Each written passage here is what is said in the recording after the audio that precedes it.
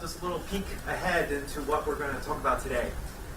So I'm a PhD student now at University, and this is some of the research work that we've been doing with collaboration with many other people, of course. And this is a visualization tool that is a little bit different from the talk we saw previously. Previously, the talk, Scholastica, was looking at the MPI stack and looking at multiple nodes.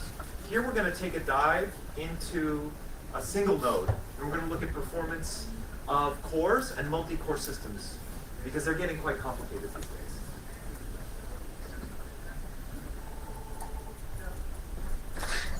Okay, great.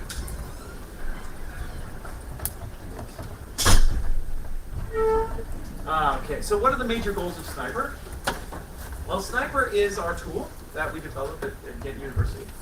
And the tool is, the main goal for us is to figure out what the performance is going to look like for next generation machines. So say there's this new Xeon Phi coming out, I've heard about it, I want to maybe try to change the settings on my computer and see how my HPC workload is going to perform on that new computer. Or, so that's one type of thing you can do. Another thing you can do is do hardware-software co-design. So this is something that we were really lucky because we were working closely with Intel, and the idea there was, can we change the software, can we change the hardware at the same time, and now we can do better than changing only one or the other alone. And so we'll go into this a little bit in some of our research. But one of the other things that, and I guess one of the things that I'm targeting today to talk about most, is how is my application performing? And this goes back to the insight that we heard about at the last talk. But the insight into the application can be very difficult to understand. Why is my application not performing as well as I expected?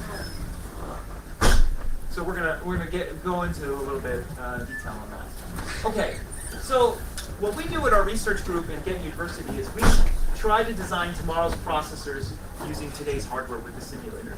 But today we're going to talk about optimizing tomorrow's software for tomorrow's processors. And simulation, and that's what Sniper is, it's a simulator, is one promising solution. So now what we can do is we can have detailed analysis of our application, of our hardware, and we can see how they interact. We can do architectural exploration, and we can do early software optimization before the hardware is available. Okay, but come on, Sniper and simulation, this doesn't make any sense. Why can't I just use performance counters? Come on, they're really great, right? Why can't I just use cache grind and see how my cache misses look? That shouldn't be a problem, right? Well, it turns out that using these methods can be really good for software optimization, but difficult to do a hardware-software optimization when you're trying to look at performance. And the problem is that not all cache misses are alike.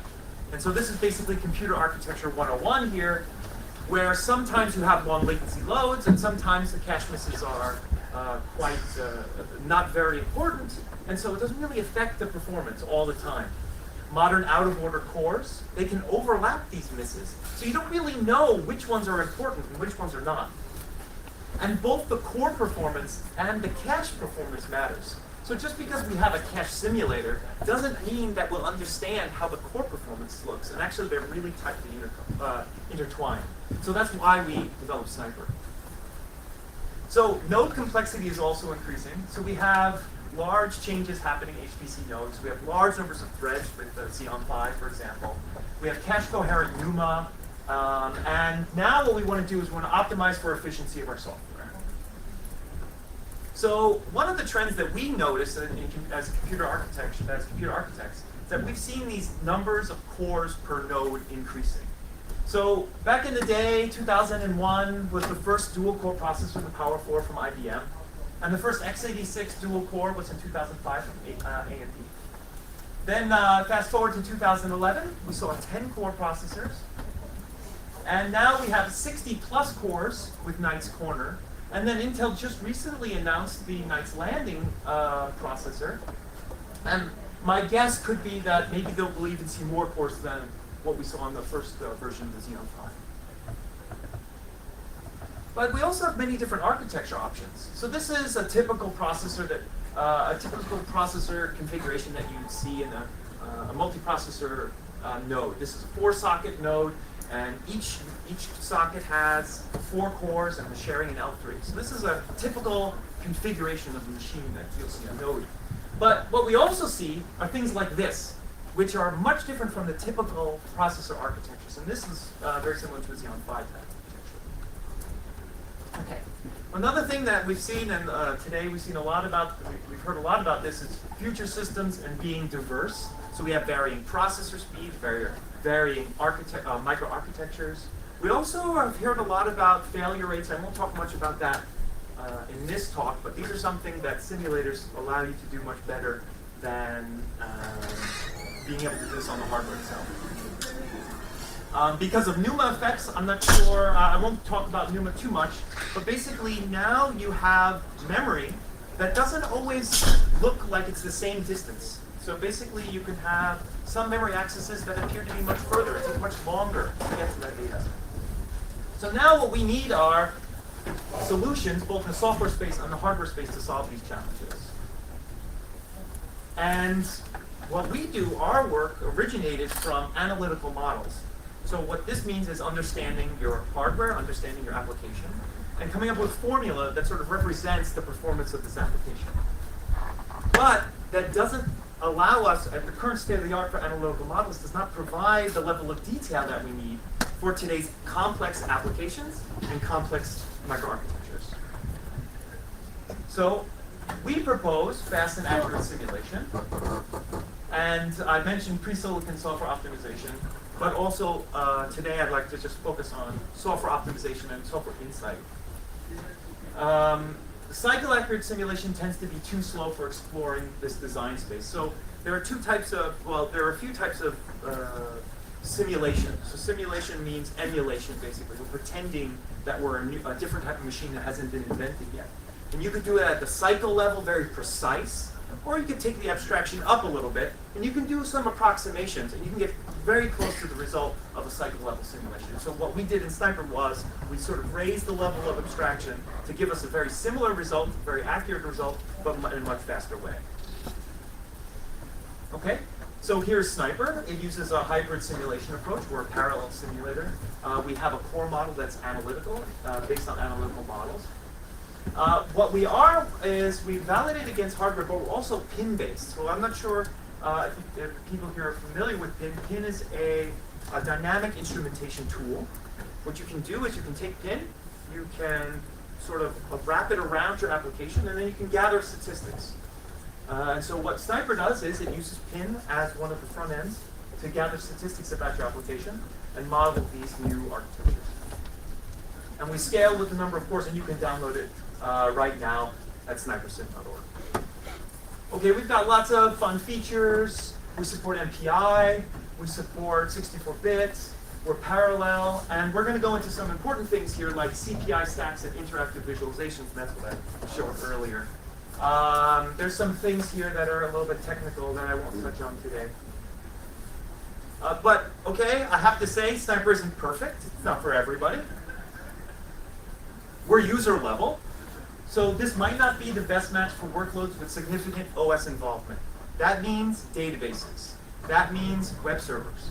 This simulator would not be good if you're trying to simulate a web server application. I'll skip over this. We use a high abstraction core model. This means that if you want to understand the nitty-gritty details of a processor, you probably don't want to use our simulator. But most people here want to understand their application, so that's why our simulator will work for you. We're x86 only, but it turns out that all of these limitations are okay for the HPC space. And so that's why we developed Sniper, and that's what we're targeting. Okay, so this is a little bit of history of Sniper. So we released our first version in 2011, and we've made many revisions since then, adding lots of fun features. And we've got around 700 plus downloads from researchers. Some people are searching for shoot 'em up games, but we just discard those from the download count.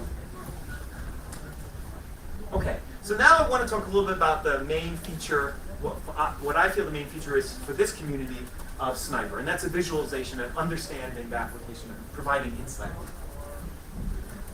So we worked closely with a master's student a year or two ago, And the first question he proposed to us was, well, come on, this is the kind of output that you get from Sniper. It's not very interesting. Who wants to read this data, all these numbers?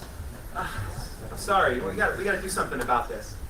So what we did was the very first type of visualization that we introduced with Sniper is called the cycle stack or CPI stack. And basically the problem is modern out-of-order microprocessors are very difficult to understand. Where are we losing cycles? Why is it slow? I don't understand what's going on. So a cycle stack or a CPI stack is one way to understand where our lost cycles are going. And so what we have is we have different components that represent the different reasons why we lose performance. So there's a base component, which really represents the fastest speed of the microprocessor. And then we have the branch predictor, and we have some instruction caches and other caches, and then there could be other components as well.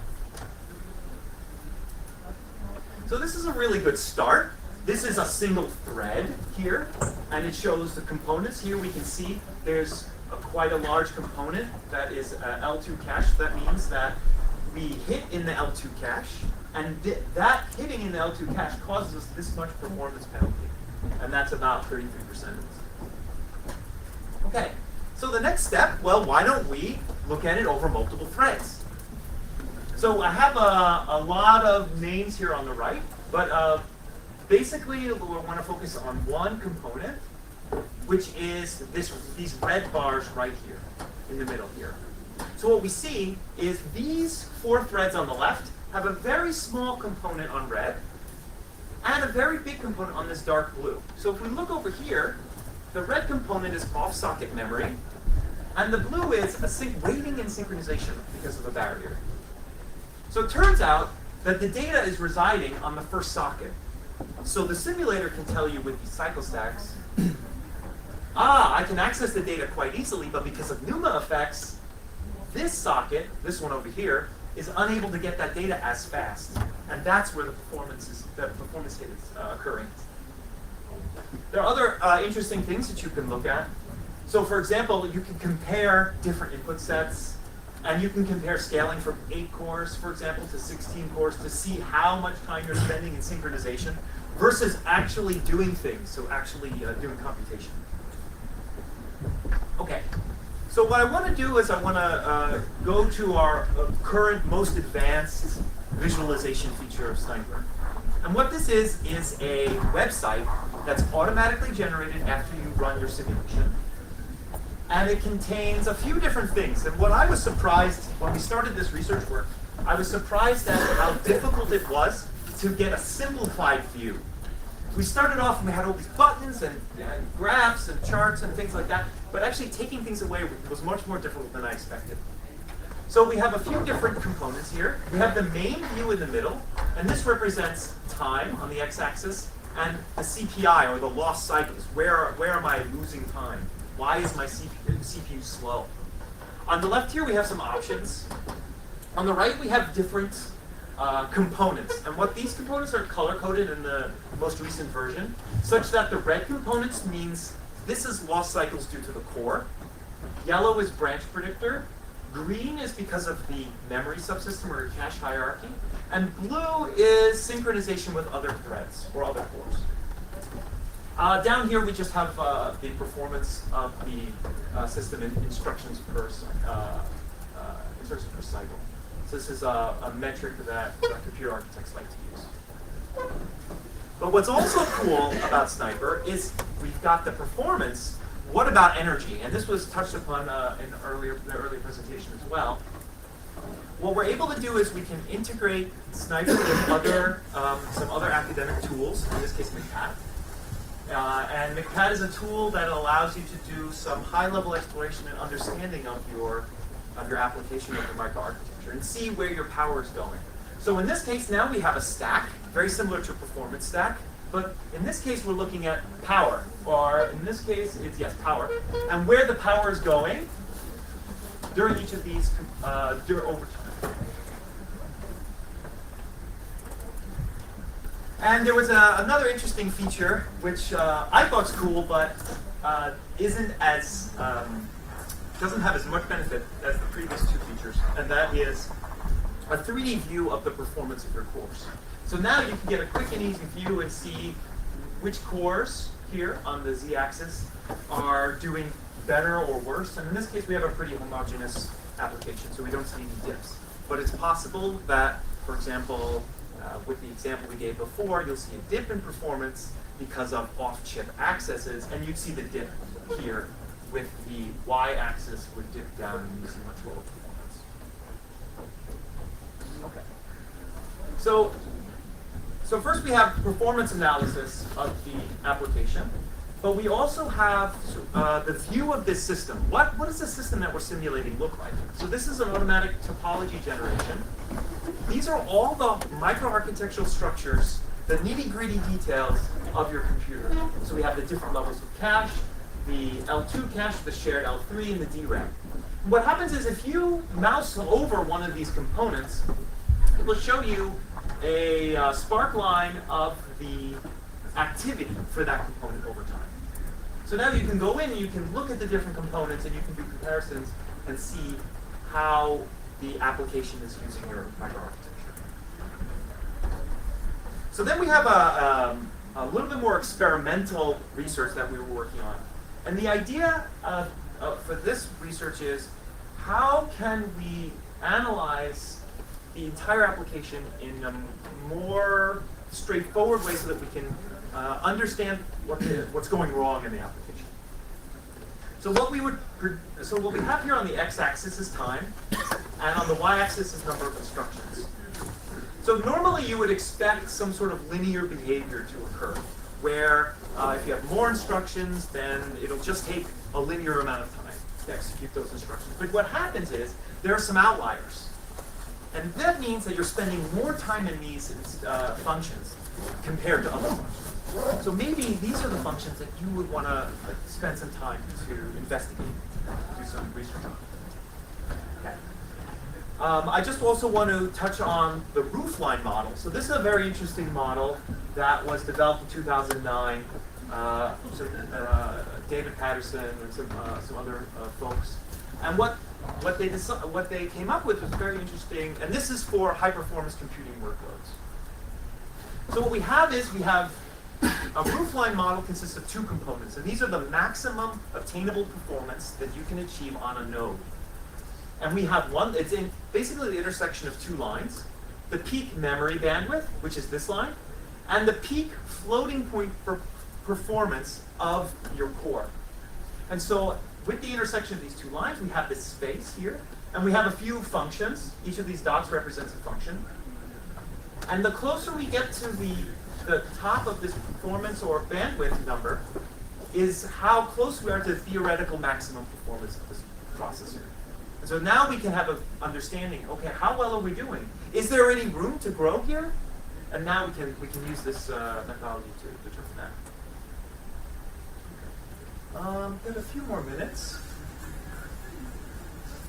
So what I want to just touch on is some of our research that we've been working on in hardware-software optimization. The main idea is if you have Xeon Phi style cores, for example, is there a way to do hardware-software optimization such that you can have a better performance result? And what I mean by that is, say you've got lots of options. You've got small cores and stacked RAM and big cores. Which architecture do you choose? And there's just a lot of options now. Xeon Phi, GPUs, although Cypher doesn't handle GPUs yet. But basically what I'm saying is there's a large variety today, and it's getting even more complicated to understand. So what we do is we use Sniper to understand the complexity, and then to make it easy for us to understand what the right solution is. So for the HPC crowd, what we did was we looked at a stencil computation. And what this stencil computation does is you're basically doing heat transfer between a 2D mesh. So basically each of these points can transfer heat to other components of the mesh. But maybe you want to go ahead in time, a few steps in time. And you want to compute instead of just one iteration, maybe you want to compute 2 or 3 or 4. Okay, fine, you can do that. But what that means is you need extra data around the block that you're computing in order to move in time without doing computation, without doing extra communication. So the point was, before, every time step, you'd have to communicate with your neighbors. Now what we're saying is, let's not communicate with the neighbors, let's do extra computation. But for that, we're doing wasted computation, because my neighbors, these dark black dots, my neighbor's actually also doing that work. So does it make sense for both of us to be doing that work? Well, actually, it might. So here we have a roofline model again, and here we have the floating point performance and the bandwidth.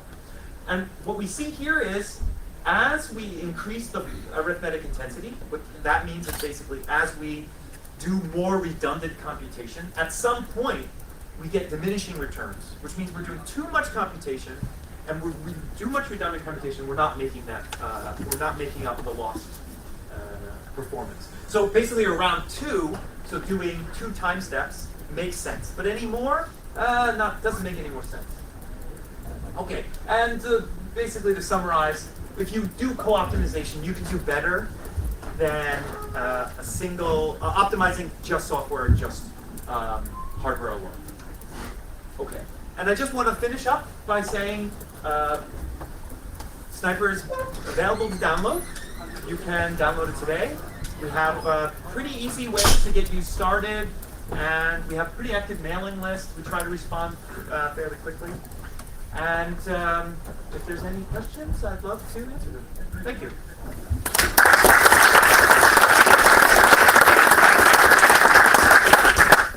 Any questions?